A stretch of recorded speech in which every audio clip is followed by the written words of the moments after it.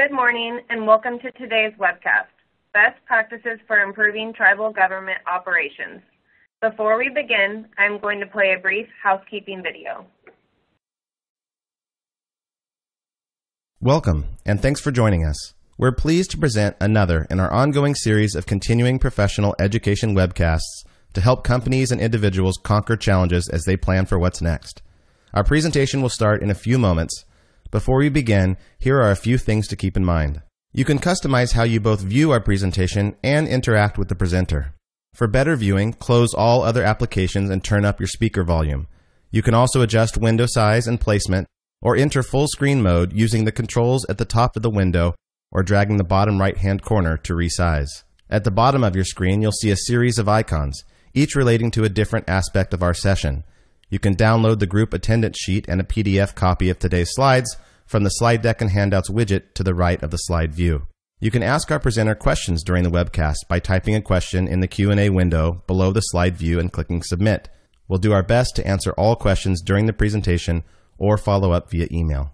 If you experience technical difficulty during today's presentation, refresh your browser by hitting the F5 key. Today's session will offer you 1 CPE credit. To receive credit, you must meet the requirements as specified by the National Association of State Boards of Accountancy. You must attend at least 50 minutes of the session and respond to at least 75% of the polling questions, which we'll ask throughout today's presentation. To respond to a poll, click the button next to your answer. We'll track your progress and alert you when you've earned CPE credit. You can then click the certificate icon in the CPE Progress widget to open a PDF file that you can save to your computer.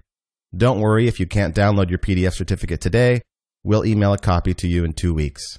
If you're attending this webcast in a group, you must complete our attendance sheet to receive CPE credit. The attendance sheet is available in the slide deck and handouts widget. Please have all group members sign it and send only 1 sheet per group. Also note that CPE credit can be awarded only to participants registered as themselves and isn't available to participants who view the on-demand version. As a reminder, the presentation you're about to see isn't legal, investment, or accounting advice. We encourage you to seek the counsel of a professional service provider to apply this content to your specific circumstances.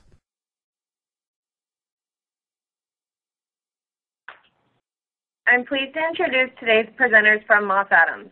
Halie Garcia, Senior Manager with our Advisory Services Group, Anita Shah, Senior Manager with our Tribal Services Group, and Ryan Luetkemeyer, Senior Manager with our Tribal Services Group. With that, I'll turn it over to Ryan to get us started. Thank you, Kendall.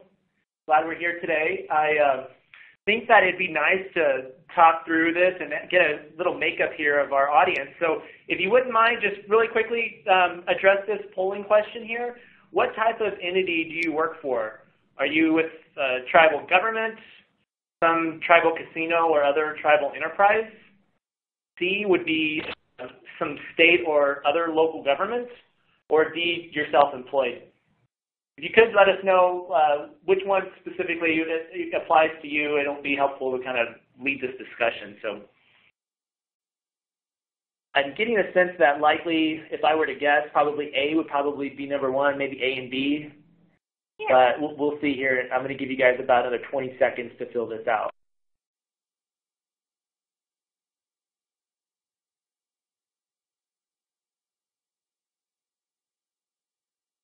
About 30 seconds or so. Okay. Let's see what we got here. All right. Yeah, we have a good mix of tribal government, tribal casino, and other enterprises, and some state and local governments, a few self-employed. Well, yeah, so Ryan and I solely focus working with tribal governments. Given our experiences, having worked with tribal governments for me over 12 years and for Ryan almost 20 years now, we've worked with tribal governments that range from really small governments to some of the largest ones in the country. And they have, some of the largest ones that have multiple enterprises and operating divisions. So what we did is we gathered up these 5 most common areas where we see tribal governments where they've, either struggled with or, successfully implemented and succeeded in these areas. Yeah. These areas, you're right, Anita, these areas are very common areas that we see when we come to our clients and see, I don't know, I like to say low-hanging fruit, but it's areas that we tend to look for and identify because it tells us a lot about the organization as a whole. So I know that when we get into this and talk in a little bit more depth about each one of these particular areas, we're going to provide a lot of examples of what we've seen in our practice, and I think it'll provide a bit of context of maybe ways that you guys can implement this in the next hour to help your tribal government out. So, I think it's important we really start here, and I'm hoping that, you and the audience could really look at these questions and just really be honest with yourself, and maybe that's the first step, but then afterwards is, this whole process is all about this, really addressing and being objective about what are the strengths and weaknesses of your tribe, of your government, of your tribal enterprise. Being honest with yourself on this. And, again, when you're having a process, and we'll talk about strategic planning and how important this could be, but when you're with your team talking about your weaknesses, don't let, your team needs to be honest. The whole process is about improving. So really laying it on the line, getting all those issues out, brainstorming. It might not be agreed upon by the entire team, but the fact is that this will be very, at least in my opinion, a very helpful exercise to really kick this off. Okay, and then the second thing would be, it's great once we get through this first hurdle of talking through these issues. Talking is always good, and we get a lot accomplished. However, that's to some degree, in my understanding, that's just typically the easy part. The next part is really, committing to that next step, trying to implement some of these changes, making sure we're all on the same page. And then third, it's really kind of addressing, like, what are those obstacles that, are really in our way? Is it that, maybe our program staff and our finance staff, operate in like a siloed mentality where, they aren't communicating a lot. I often see that, and it's an area we'll talk about a little bit more. But, other areas too that we'll hit up on that are obstacles. It's just important you kind of address that because it's important you have everybody on the same page that these are the things that we're going to, likely will prevent us from achieving our goals.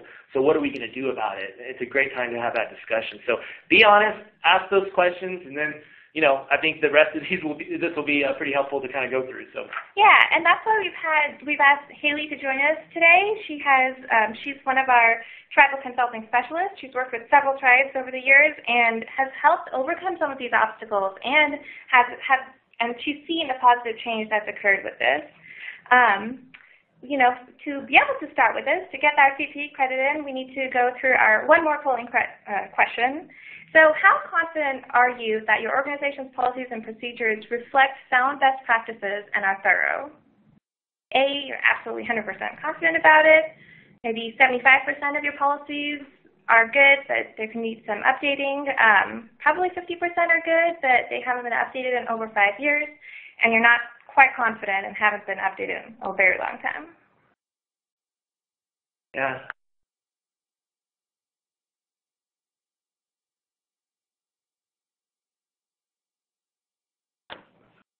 Yeah, I think if I look at this, I'm thinking to myself, I kind of know probably where a lot would fall. Policies are so important, but I know in a lot of cases it's, getting to that A, absolutely 100%. I'm really curious who's going to answer that. I wonder what that ratio is going to be. But I would think probably most would probably be in C range. So we'll see. We'll see if I'm right. All right. See the results. Okay, well, this is more impressive than I kind of expected. I mean, I'm glad to see that 11% are at A. I think it'd be interesting to hear, how they got to that kind of that confidence level and what processes they have in place. Looks like the majority of you, like Ryan suspected, are in the B and C range. We think they're pretty good, but we're not 100% sure. And this is why, which we'll talk about here in just a little bit, really getting a snapshot and an idea of what policies really are out there, what policies are people using, which ones have and have not been updated recently, is so important. And so we're going to kind of talk through that as we go through the next couple of slides. But really, this seems kind of right on point where we thought that it's kind of 50-50. We think they're kind of good, but maybe they're not where they need to be. Right. So that leads us really into our first thing is to talk about this, and really kind of from my perspective too. If I see policies that, like you mentioned, like we really reflect current practices that are well up to date, that I see a trend. Right. Typically, that means that there's really effective leadership in that organization. There's really nice tone at the top. Everybody's really on the same path to implement council's vision and mission. So again, I think it's just one area that we really strive to see improvement in. So Halie, do you want to talk a little bit about some of the things that you look at when you're reviewing policies and procedures? Yeah. So this is an area that I have really focused a lot of my career on, and somehow, I know it sounds nerdy, but somehow I've become pretty passionate about it. Because not that the process of actually writing and updating policies is that exciting. It is time consuming. It is a hard skill to write things in a way that's slow and that people can really use as a resource and understand what you're trying to convey. It's the process of working with tribes, because I've seen so much good come from really good policies and procedures. Even if people think they have pretty good policies, once you really get in there and going in and assessing and taking a true snapshot of what policies are out there? Are employees using them? Do they use them as a guide when new employees start? Is it a way that your managers, your supervisors can hold their team accountable? Does it tell an employee, in order to be in compliance, these are the things I need to make sure, and if I've done kind of this list, I can feel good to go about this, that I feel like, I've done everything that either the federal regulations or compliance standards or management or council thinks I need to be doing. And, that process of being able to see how rewarding it really can be when, you go through the process of taking that snapshot of where we are and then looking at where you are once policies and procedures are updated, current, and, good resources for employees. I think I've had so many tribes that I work with, and people at the individual program enterprise level seem so grateful for the guidance and just thankful that then they have this something that basically tells them, okay, I want to do a good job. This is going to tell me how to get there. Right. Yeah, I agree completely, Halie. Again, kind of looking at those, me being an auditor, really coming on site to do field work. If I see, policies, again, like you mentioned, that haven't been updated, that aren't, that aren't really reflecting what people are doing, there's a trend. I see more audit findings. Mm-hmm. I see more audit adjustments, inconsistent procurement and sole sourcing, not reflecting if the tribal government is seeing a lot of federal awards. I see a lot of, compliance issues with what the uniform guidance requires and inconsistence in sole sourcing, for example. Overall, unfortunately, again, me being an auditor, I see a lot because everybody's kind of doing a different thing. It really puts the environment at a higher increased risk of fraud and abuse. So it's just a concern that I see that follows this trend. We don't have enough time to update the policies to ensure that everybody's kind of following the same path. Then everybody kind of does their own thing, and that leads to errors. So, yeah, and I have seen, again, as an auditor as well, just seeing so many benefits once those policies, after proper thought process is put into it, after input has been gathered by all relevant parties, after everyone has been trained on those policies, I see it work so well. It helps with, like Halie mentioned, with employee turnover. It also helps when council changes occur. If they're not sure how to take an approach, going back to the policies, having those been approved by, by the appropriate levels, that's super important. And then I've also seen improvement in communications. It's very common for us to see, program people, program directors and managers complain about finance making them doing something, right? Like, finance is making us do this. But finance, being the backbone of any organization, has to have these policies. So once you have those written policies in place, those are approved by council or administrator, whomever, it reduces that stress and anxiety between, finance is not coming up with these rules on their own. Right. It's program people who are actually telling them, or it's program people just following the policies. It's their finance is just helping the tribe follow those policies. I have provided several trainings to tribes where both finance and program folks have been sitting in the room, and it goes over so well when they all are on the same page. So it's been it's pretty cool to see that. Absolutely. In addition to just having those, having those proper policies, also having different, considering policies based on funding sources. For example, procurement policies. There are benefits, and there are pitfalls there too, but there are benefits to having maybe a procurement policy for, depending on your funding sources. You can have a procurement policy that follows those federal uniform guidance requirements. You can have separate policies for 638 funding, that BIA and IHS funding. You can have a separate policy for the indirect cost pool expenses and for the general fund.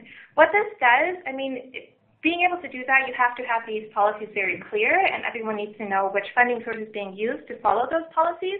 But what it does is that, it reduces that red tape for quite a bit of, other operations of the tribes to avoid having to follow. For example, if the tribe just has the uniform guidance, the federal guidelines as their procurement policy, then if council decides that they want to hire an attorney for certain areas that really don't get funded by grant programs, maybe they're just funded by 638 funding or general fund, they would have to follow, they have this risk of noncompliance because auditors and federal regulators, they audit that organization based on their set of policies, not based on those, the uniform guidance policies necessarily. So the more restrictive your policy is, it creates a risk of noncompliance. But Ryan, you've seen some pitfalls in this area of having multiple policies too, right? Yeah. But I think it's a summary of what you're saying here, because I love this idea. A tribe doesn't have to follow federal award or federal regulations when they're spending money on general fund programs, right? There's not a requirement for that, so why follow those stringent rules when you're spending your own money? So I love the idea of having, separate policies, but again, for your organization, you have to kind of evaluate, is this a good tool for us, right? Because, again, a pitfall that I've seen with a client of mine is they had a construction project that they were just funding with general fund dollars, and during the middle of the project, they found, wow, we were able to get some grant funding to support the cost of this construction project. Well, sounds great, right? It sounds like, oh, good, we got some money, and we don't have to use our general fund money. Unfortunately, with some of the federal rules for construction projects that are funded with federal awards, you have to follow Davis-Bacon requirements, and so that's at the beginning of the project. So if you are going to now, the entire project now is being, maybe even a portion of the project being funded by federal money, it's now subjected to the Davis-Bacon rules, which now either you're going to have to, retroactively go and pay those employees the difference, or you're going to have to reconsider something else. So it's just a concern that you have to address when you're, considering multiple different policies for funding sources. What do you think, Halie? Yeah, I think this is an area that us as a group, you get a bunch of consultants in the room, and there's bound to be a fist fight or two, but this is an area where I think we all kind of have seen the benefits and the pitfalls from doing it either way, and kind of talking about whether to have a tribe-wide policy or various different policies. Kind of what I've come to in seeing it, drafting it both different ways, consulting with clients that feel very strongly on one side or the other. What I found best is let's lay the things out that truly have to be applicable and that we as council or management need to have in place regardless of the funding source. So what are those tribe-wide purchasing policies? There are certain things like a purchase request has to be on file for every single purchase. Certain thresholds, based on dollar amounts have to be approved by certain people. Budgeting needs to be checked. Compliance requirements need to be checked. These are basic internal controls that need to be in place for all tribe-wide purchases. I don't care if they're coming from the general fund or if they're coming from federal dollars. So what is that tribe-wide policy? But I do agree. I agree with Anita and Ryan, and we kind of met in the middle when it comes to this, because really there is no one right answer for any tribe or entity. But I do agree that there are those exceptions. And let's not bury them and just say there's one big tribe-wide policy and everybody has to comply to these strict standards. But let's recognize those exceptions and let's call them out. So that's why I'm a big fan of sub-policies or appendices to your tribe-wide policies. The tribe-wide policies say these are the basics that every single person has to follow.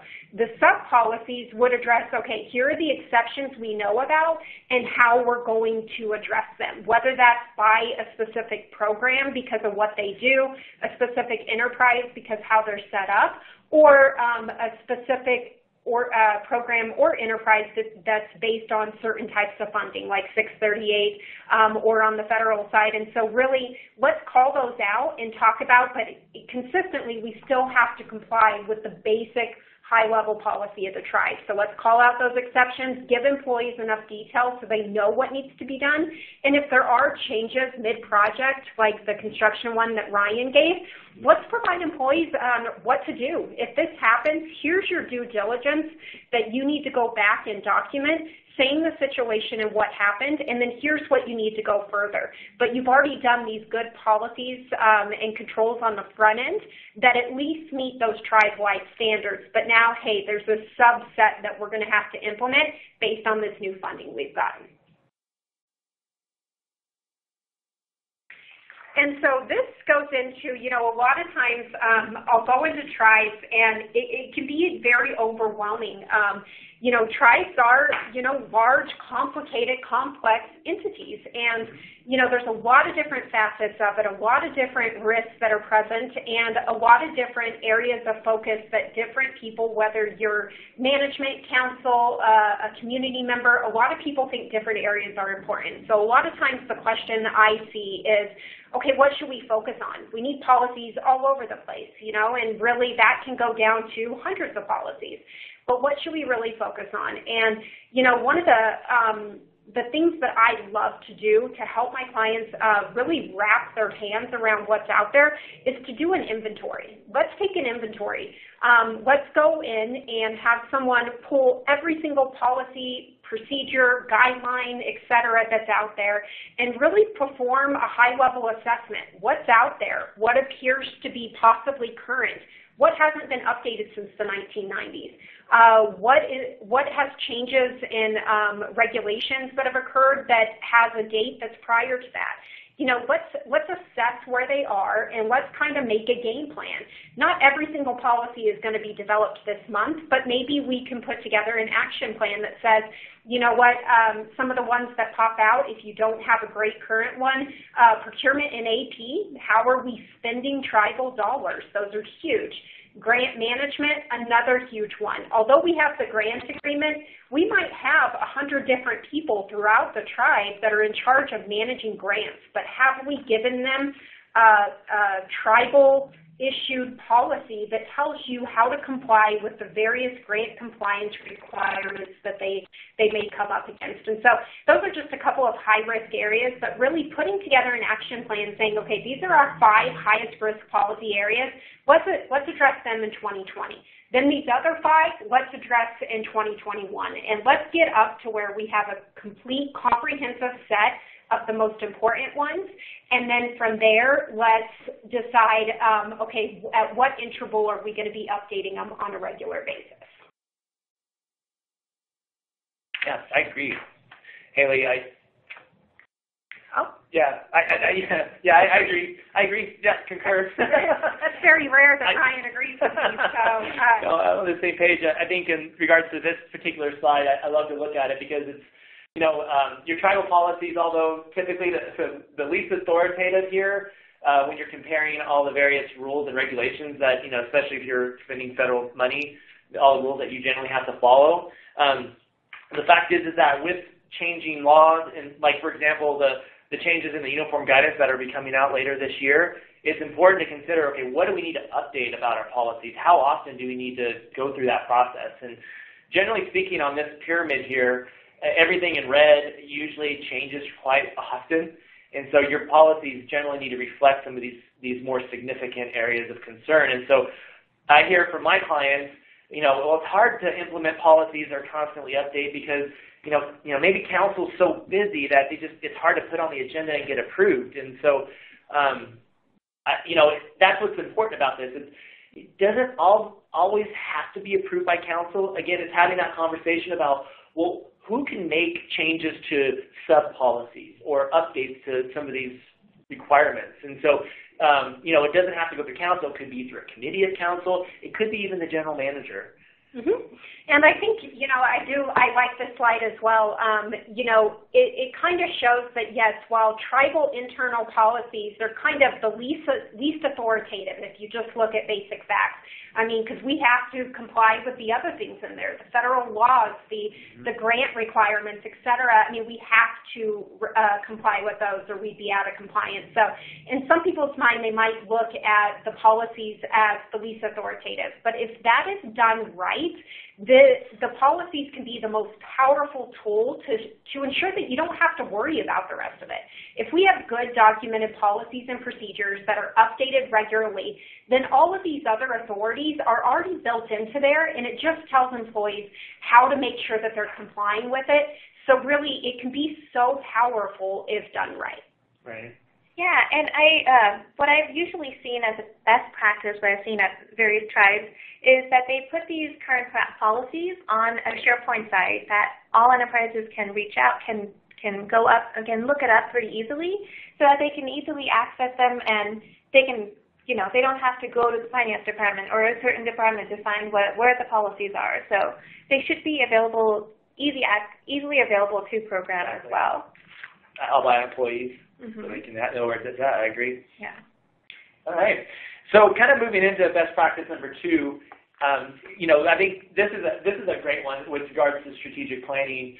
Luckily, I've been involved with a few of my tribal clients in their strategic planning sessions, and I found it pretty helpful. And I loved the fact that, okay, you have council, you have top management in a room discussing strengths and weaknesses of the tribe. And again, I talked about that earlier, but I thought it was extremely helpful. And some of the most beneficial things I saw in some of these sessions were, having some kind of outside leader, like moderating the strategic planning session, keeping all the ideas, organized and keeping everybody on track, giving everybody the opportunity to list out those issues as well. And so I thought that those were so much more organized versus the strategic planning sessions where maybe it was just kind of a free-for-all and nothing. It was very, to some degree, somewhat inefficient to move forward. But I don't know. I think it's an extremely valuable process. What are some of the helpful trends that you've seen?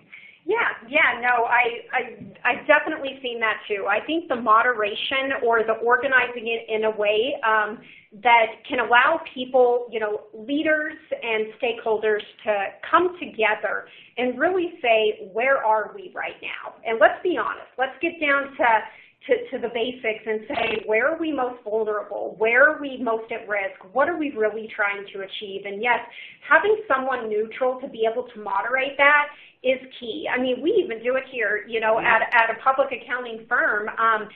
Those strategic sessions that are moderated by someone that doesn't have their heart in it.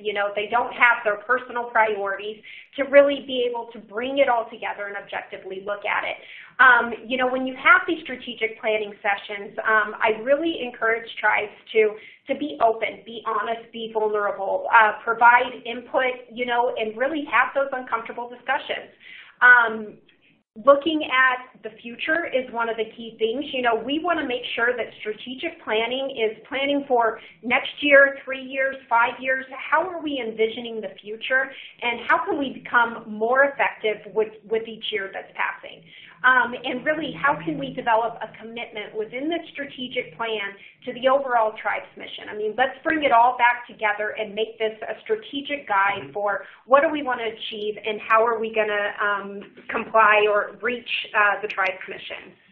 Yeah.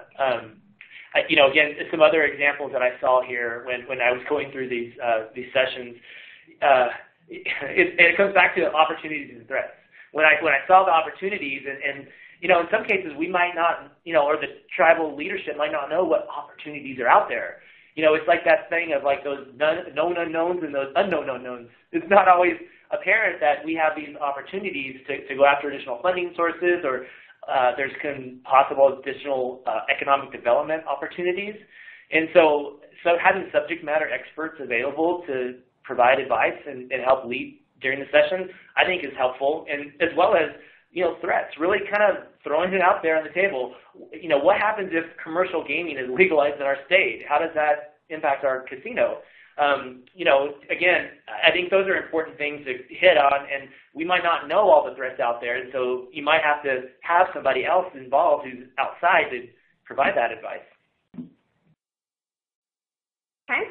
And this slide just real quickly talks about 3 benefits and keys to success. So these can be benefits, very helpful, but they are keys to the success of how effective our strategic planning process and implementation is going to be. So robust planning process. I mean, we need to identify who are all the stakeholders that need to provide input and need to buy off on this strategic plan, and what is the best way to engage them? Is it one-on-one discussions, meetings, interviews? Is it focus groups? Is it surveys that are sent out to the community or to employees across the tribe to seek feedback? But what are we going to do? Let's do a real robust planning process to make sure we can carry out an effective strategic planning.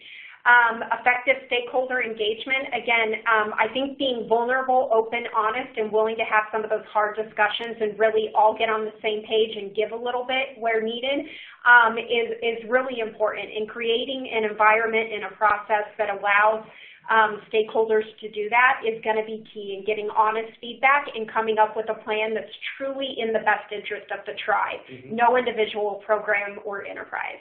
And then diligent implementation management. Again, this is something we talk about all over the place, but if we're not going to do anything about it, if it's not a part of our core everyday life for employees, then really we're not going to see the benefits that we could. So let's all come together and make a commitment that once we get this together and approve this, we're going to make sure that it is implemented. It's part of the everyday culture of our tribe, and we're going to go into that on the next slide. So looking at the planning process, this is kind of what I had talked about, but really the first column on the far left is really what are our inputs? What is all the data that's out there, the input, the community needs assessment? What have we been seeing is out there in terms of needs within our community? What are other tribes doing? Other tribes that are similar to ours, or even, maybe more sophisticated or less sophisticated, but are being really successful. What are they doing that we could take away from? The SWOT analysis, again, like Ryan said, really getting vulnerable and honest on that SWOT analysis is going to be important. So those are all kind of our inputs that come in. And then columns 2, 3, and 4 here are kind of the roadmap that we're going to create. And so coming up with what are our 5-year goals, tribal strategies, and priorities, and then really getting down to the annual, yearly level of, okay, what does that mean in order to achieve this in 5 years? What does that mean for this year, next year, et cetera? And then taking that down to even a more granular level of quarterly, monthly, daily, what do we need to be doing, and how are we going to monitor that? In the last column is if we can't measure the success on a regular basis, it's bound to fail. We're not going to see the progress that we would be able to if we were monitoring it, assessing, and responding quickly. Again, really identifying who are those people that we need to get input from. And it's not just tribal leadership. It's not just tribal council, because that is not going to get the buy-off of, all of the tribal employees, all of the tribal community. And that's really what you want, because people that are supportive of the strategic plan are going to be those, fans in the background that are rooting for it to success and to succeed. And so looking at making sure that you're engaging people within the tribal government, leadership, management positions, council, et cetera, tribal enterprises and programs, and looking at really engaging people at all different programs and enterprises throughout the tribe. And then the tribal community. Again, you're not going to have a meeting with 100 community members to seek their feedback, but are there some really good data and information and input that we can get from maybe doing a survey or doing an open house type situation where community members can come in, feel heard, and see that we're caring and doing something about it. And then this last one, I'm not expecting everybody to read this, but I think this is just a cool image. This was one that our firm had worked on with a tribe a couple years back, and really it just shows that, you know, having a 50-page strategic plan that's issued and approved after this and thrown up on a shelf is not going to be helpful. It's checking a box, saying we did it, but opening us up to tons more risks, because then we said we were going to do stuff. We knew certain risks or opportunities were out there, and we made a plan, but we didn't follow through. And so really, this is just an example of how after the strategic plan is completed in that initial go, let's make it a part of everyday life for employees of the tribe, for leaders. So this is just an example where a 50-page report and plan can come down to one 11 by 17 piece of paper that could be put up on a wall, used as placemats. You know, another suggestion that I had heard was that I really liked is printing out either the executive summary or the full strategic plan, having it in every conference room throughout the tribe, having it at the program level so that it really is top of mind, or having those key takeaway points that should be considered at the beginning of every meeting. Are we in line with the strategic plan? What are we doing to achieve, you know, the action steps, the tasks that we included in the strategic plan? And let's get everyone on the same page and thinking about this daily. That was a really good discussion about strategic planning, and that really, really helps in, you know, we'll talk about more in our internal audit discussion as well. But before we get into that, we have another polling question. Does your organization have an internal audit department? While people are answering that, I know, like, when I'm presenting to council, quite often I get this question, especially when I'm presenting the year-end audit results and we're going over findings.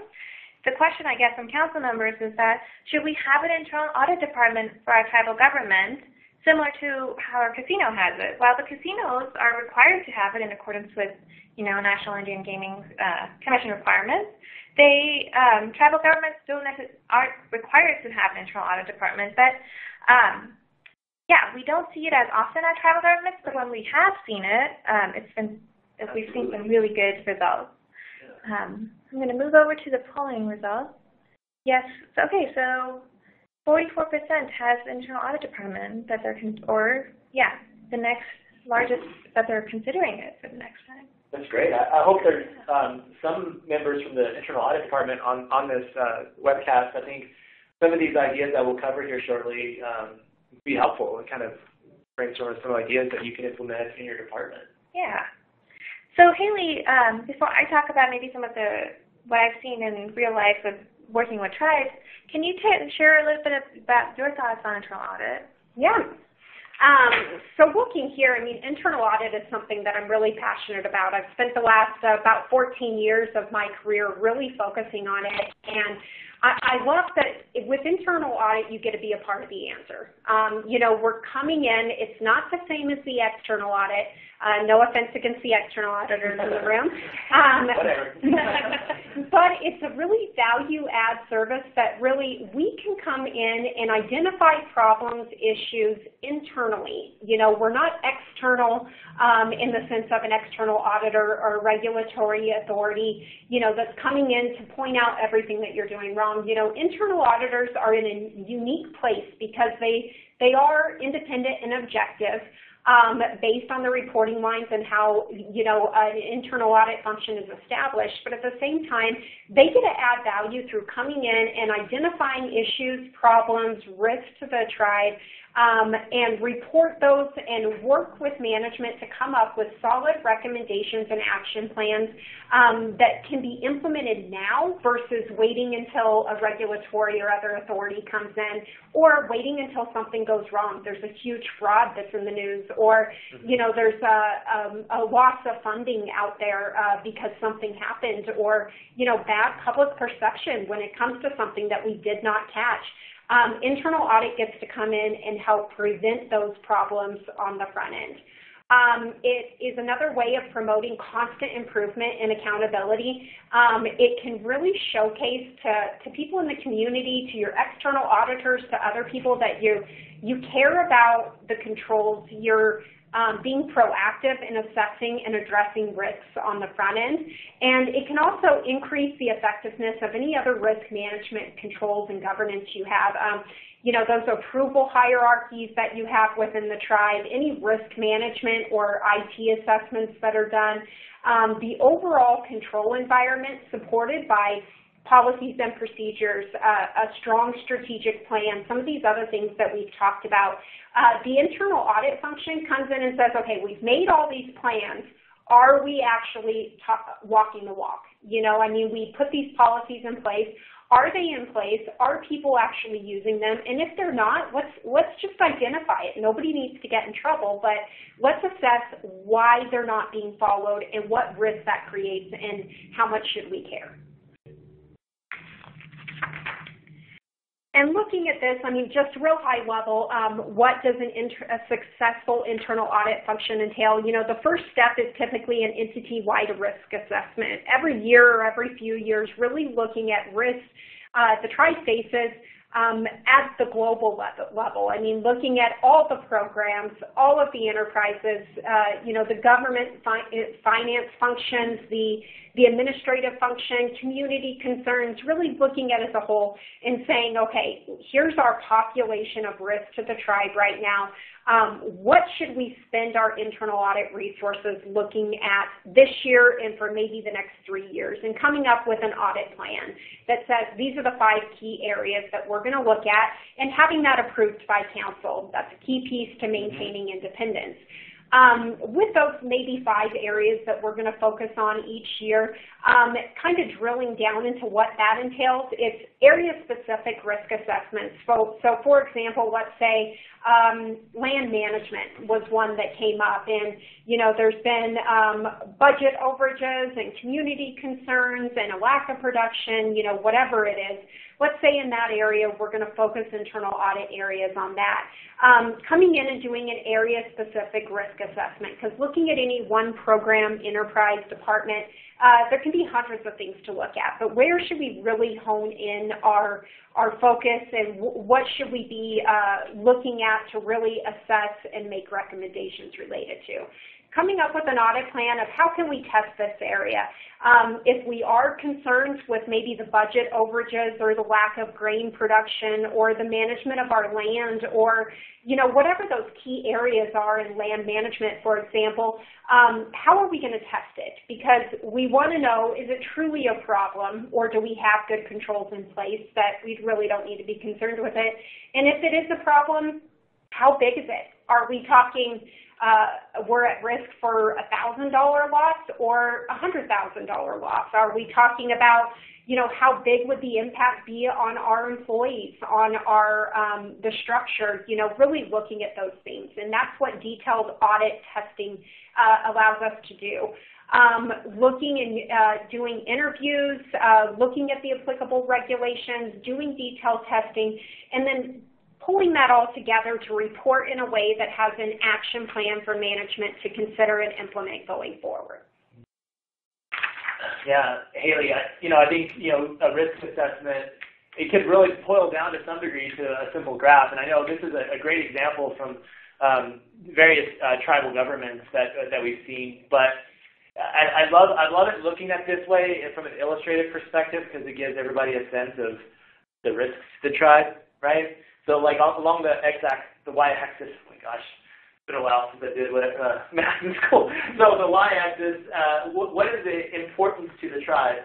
The higher the risk, it goes up. And then on the x-axis, the probability of non-compliance or loss of assets increases. And so if you follow along, essentially at the bottom line is the area in red is really, generally speaking, some of the more higher risk areas to a tribal government.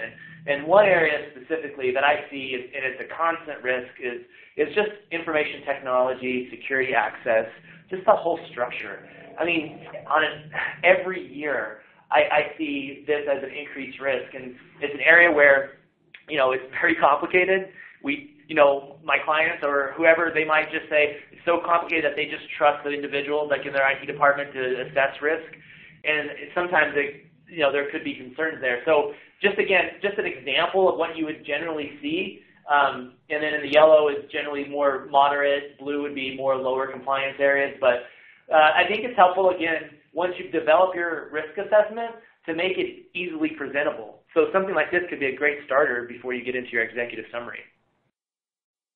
Yeah, and when we've seen tribes, especially when I think about tribes that have successfully implemented internal audit departments, hired internal auditors, what I've seen, the common themes I've seen is that, first and foremost, they always take direction from counsel. They answer to the full council, not just one person. What that does is that it avoids employees at the tribe and the community to avoid them from distrusting internal audit, because sometimes internal audit can be looked at as, the people who are trying to just, one person is complaining and they're trying to get someone else in trouble. So they're not just going on a wild goose hunt or whatever. So they create this work plan, they get approval from council, and if there are significant changes that need to be made to the work plan, again, it should be approved by council. Basically, what I've normally seen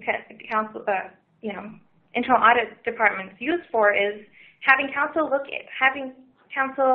telling them to look into something that, say, the CFO or controller or maybe even the general manager or tribal administrator doesn't have time to look into. Having qualified people in the internal audit department, individuals with audit experience is always success. We've seen internal audit departments actually present a summary of their work performed to general membership on an annual basis, which is also very good to keep membership in general informed about what's going on with the tribe, how they're monitoring it. And what I absolutely love to see is when internal audit comes to me as an external auditor and they tell me, okay, these are all the corrective actions that we followed up on, or agency monitoring reviews that we followed up on, and here's what we found. Because to me, that shows what Halie just said too. It's the ultimate layer of monitoring control over its tribe's internal control and risk assessment. So it's when it's done well, it's really, really, really helpful. Of course, you have to consider the size of your tribe as well. We've seen larger tribes with a full-on internal audit department that, internal auditors that range from casinos or have experience with casinos, IT, healthcare, financial, and programmatic compliance, or, having, a smaller tribal or mid-sized tribal government has a few internal auditors, but then they hire internal auditors to help them in specific areas of expertise. Absolutely. Yeah. So I think it's a great discussion on internal audit here. Kind of moving on here to our next best practices. We're going to talk a little bit about budgeting, and I know budgeting could be a sore subject for a lot of people because, again, it's a very time-consuming process. But me being an accountant, I look at everything at a formula level, and I'm looking at value added divided by time spent is what's that benefit to the tribe. And so I think it's an area that we see a lot of, unfortunately, a lot of process-oriented tasks that really aren't adding value. And so I think this discussion we're really going to focus on, are you at your tribal government considering a zero-based budgeting approach, or are you simply just adding a 5% increase or decrease to last year's actual results? So some of those concerns also. I love the budgeting process. Again, we spend a lot of time on it, but what's the follow-up? How are we monitoring the budget during the year and catching issues before they get over budget or become a problem? What do you guys think about this? Okay.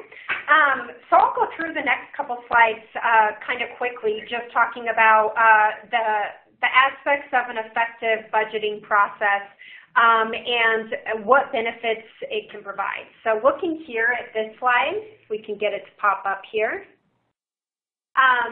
So again, you need input from all levels, down to the department, the program level, as well as management leaders within the tribe. But really, you need input from all levels because they're the ones that know the detailed changes that are coming up and what can be expected. You need goals, expected outputs, detailed plan for spending requests, and some trend analysis to look what's been happening over the last couple of years, but really identifying what needs to be included in a budget process on the front end. Yeah, so one of the key things that I always remembered from an agency official, I've done a lot of trainings on indirect costs, and at some point, a couple of the BIA officials attended my training as well, and one of the first things they told me that the worst thing you can do is have carry forward balances. So when you're evaluating your budget, if there are carryover balances, make sure you're questioning those programs to make sure they're using all of that money, because the more you use that funding available, you're going to get more money the next year, but also it's going to have a direct positive impact on your indirect cost if you're actually using all of your programmatic funding. So avoiding carryover funding is my biggest thing that I've learned from the agency officials. Absolutely. Okay. Going on to the next slide here, just covering a couple of benefits of the budgeting process. It allows management to budget at the level of making sure that you're planning for the expected use of revenues, setting goals to achieve for budgeted spending. If we're going to spend this money, what do we need to achieve on the front end? Hold on, we're having a couple problems with the slides real quick. Looks like one of our slides froze, but that's okay. So just looking at the benefits, it helps to provide, if done correctly, accountability at individual department and program levels.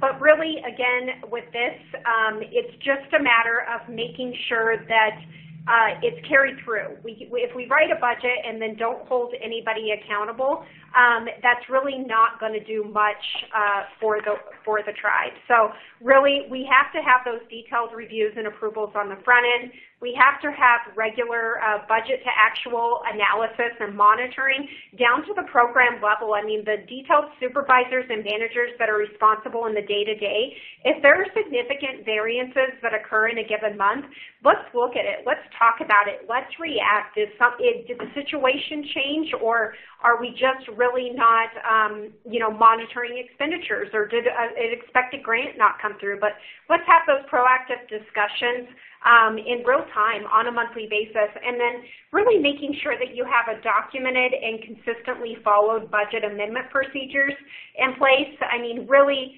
again, we need to be looking at the budget on a regular basis, and if there is going to be a change, let's make sure that leadership, that council agree with that change and that it's approved, and we make sure, are there other changes that need to occur to accommodate. But again, that goes back to really having solid budget policies and procedures to say, this is how much work we put into it on the front end.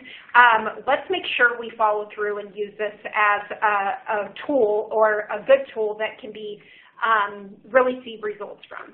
Yeah, and on the compliance side, I would say, most program directors do know their programs really well. But on the compliance side, when you have those line items in the budget, it avoids them from having to spend money on unallowable activities because it's already in the budget. They know which line items they should be that are allowed according to the budget. And then on the operational side, what I heard, especially during the government shutdown of 2018, 2019, I heard a lot of CFOs saying that the council was asking them, how long can we operate without any federal funding? How much funding do we have available? So one thing that I would recommend is when you are creating your budget, you do a really good job, I think, in creating the budget for expenses, but also budgeting for revenues, not just revenues for grants and contracts. Those are easy. You have those dollar amounts set, but those projecting for revenues for your variable revenues. Right. So having that in your budget when you're evaluating the revenues and expenses is a good idea to avoid concerns during shutdown. Absolutely. Cool. Well, so that moves us on to our last polling question. If you wouldn't mind, this will help us transition to our next topic that we're going to cover here. But how does your organization provide information to your tribal citizens? Do you have an annual meeting with membership? Or do you provide a copy of your financial statements to any interested tribal member? Can tribal members attend your council meetings, or essentially maybe even none of the above? We'll give you a few, about 15, 20 seconds here to answer these questions. Really interested to see what people have here. There's so many different options here that, we have to keep it down to 4, so I guess we could have had another option here. Maybe there's another alternative. So. Yeah, there are a lot of options here. I also want to just on a side note really quick, Kendall probably already went over this. You can download the presentation. We had some issues with the budgeting piece of the presentation notes. So if you can have it, when you download the presentation, you'll be able to see that. But let's see the poll results. Excellent. All right. Perfect. Yeah, I figured A would be the most likely scenario here, and move forward with that. Good deal. So our last area here is really on transparency and spending. Obviously a huge topic to cover. Our tribal members, the information,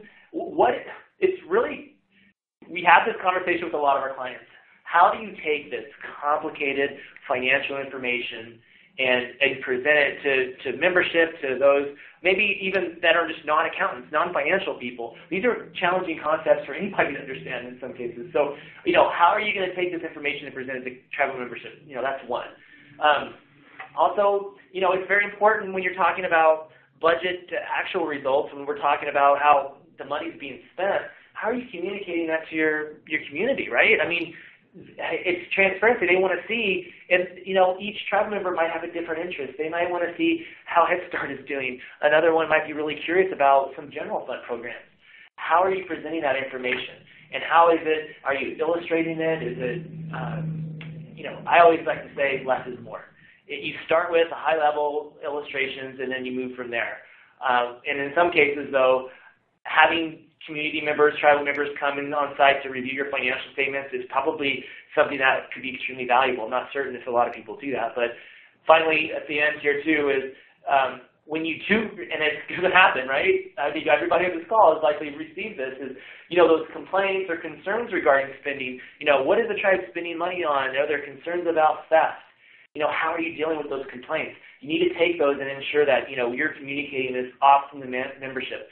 It's communication. As I get older, I realize how important communication is, and how doing it often is always the best case scenario. So when I presented to membership in general, when when general membership meetings or annual meetings, when tribes have had me present, some of the questions, I just want to throw out some of the example questions that I've received from membership is they want to know, or either I've received them as an auditor or I've heard them being asked to CFOs or council, how much cash or enterprise profit distributions were transferred to the tribe. They want to know those dollar amounts. Then they want to know how was that money spent on how was that money spent by the tribe? How much was used on programs? How much, that helps membership directly? Or how much was used on, if you could do provide per capita distributions, how much was used there? And then also, if you haven't spent all of that money, tell us what you're doing with the investments that are sitting there. So I've seen tribal council talk about future capital projects or, other investments that they have to ultimately benefit the citizens. Just as a final takeaway, one of the things that we kicked around is really providing all the financial information down to the expense line item can just raise a bunch more questions, but really identifying what do community members want to know. Maybe giving statistics, number of children served, number of meals provided, number of community members that received assistance or got on within the education plan. Looking at those kind of things, those types of things might be a lot more important than actually getting down to the numbers of the financial statements. But let's identify those and try to be transparent in a way that's beneficial and doesn't hinder our relationship with community members. Yep. Yeah, and just finally, Halie, just real quick, I know regarding the way that you present these financial results, I've seen this, and we do this as well, financial dashboard program, where essentially It's a program that feeds directly into your accounting system and generates data on a monthly basis, organized by exactly what we're talking about. Very easy, readable format that's done all automatically. And it's been so helpful and valuable. So if anyone has a question on it, I can talk you through it, but it's been very helpful to prepare some of these reports. Okay. Back to Pam. Kendall, I think that's it. Kendall, wrap it up. Thank you, Halie, Anita, and Ryan, for a great presentation today. Unfortunately, we are out of time, but if you submitted a question that we did not get to, we will do our best to follow up with you after the webcast, or you may reach out to the presenters directly. As a reminder, if you attended today's presentation in a group and would like to receive CPE credit, you must complete the group attendance sheet found in the slide deck and handouts window to the right of the slide view. If you participated as an individual and met all certification requirements, your certificate is available to download now in the CPE Progress window to the right of the slide view. I'll keep the webcast console open for a few minutes to give you time to download your CPE certificate. A copy of your CPE certificate will be emailed within 3 weeks should you have any difficulty downloading it now. Here is a link to an online survey where you can provide feedback for today's presentation. Please take a moment to complete the survey as your feedback is very important to us. Thank you for joining us. We hope you will join us again next time.